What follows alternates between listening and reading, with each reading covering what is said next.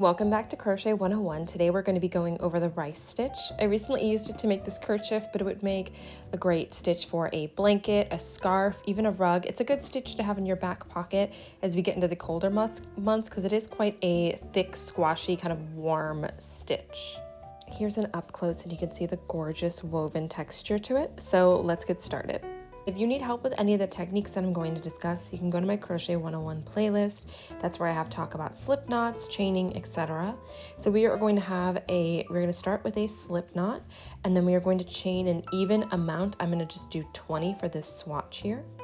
1, 2, 3. And that is 20. And then we are going to take our hook.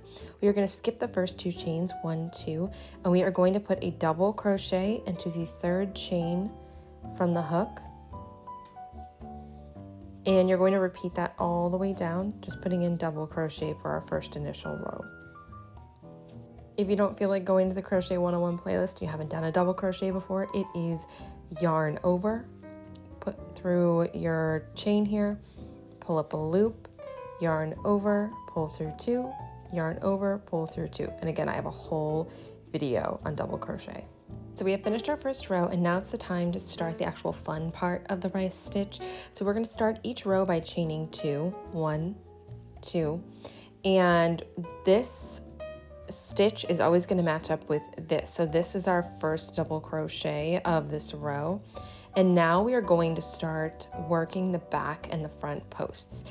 These are your posts, so you're going to put a double crochet in the front and then the back and the front and then the back, and let me show you what that looks like. So you're going to yarn over. We're going to start with a front post. So that means we go, and our hook is right here through the front part of our piece. We're going to pull up a loop, yarn over, pull through 2, yarn over, pull through 2. It's just like a double crochet, but instead of going through the actual chain part, you're going to be going through the post. Now we're going to do a back post. So we are going to yarn over. We're going to go behind our piece, and this just kind of takes some feeling around, but you're going to slip your hook like that through the back side of your post, yarn over, pull up a loop, yarn over, pull through 2, yarn over, pull through 2. Now we're going to do a front post. So yarn over, we're going to find our post here, stick my hook through, yarn over, pull through 2, yarn over, pull through 2. And we're going to do that back and forth across the whole thing. After every front post, we do a back post.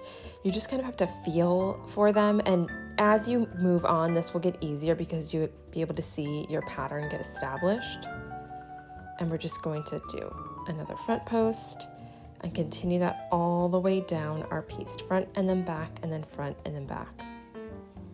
So we've gotten to the end of our row, and the last thing we have is our turning chain here that we started with.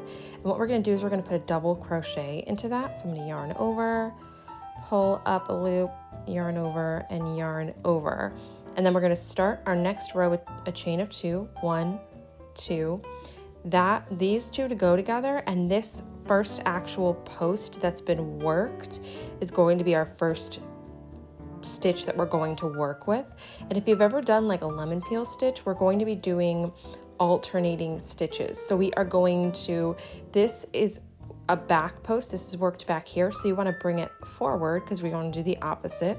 So we're going to yarn over, we're going to pull up a loop, yarn over, pull through 2, yarn over, pull through 2. This post is kind of in the front, so you want to work it through the back. You want to yarn over, go behind your work, pull up a loop, yarn over, pull through 2, yarn over, pull through 2.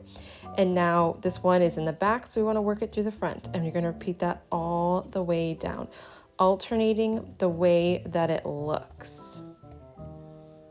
And I've reached the end of my row, and I'm going to end this row the same way I ended the last one, grabbing my turning chain, making sure I have it, putting a double crochet around it, chaining 2, and starting my next row. And once again, you're going to find what your stitch looks like and do the opposite. This one is in the back, so we're going to yarn over, pull it to the front, yarn over, pull through 2, yarn over, pull through 2. And I know that because I did a front post, I probably need to do a back post.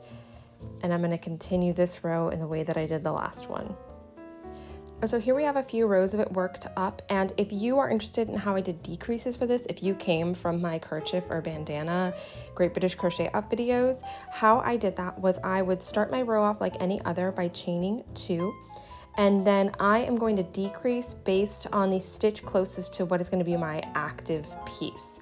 So I'm going to decrease these 2 together, but I am going to go off of what this stitch needed. So this one needed me to go through the back post. So I'm going to yarn over, and I'm going to grab both of those stitches through the back post, pull up a loop, yarn over, pull through 2, yarn over, pull through 2, and then just continue on. This one needed a front post. This one needs a back post, and if I wanted to decrease on my other side, here I am near the end. I have 2 posts left to work, and I want to make sure my pattern looks nice and neat. So I'm going to go off of what this one needs and just decrease this one into it. So this one needs it from the back post.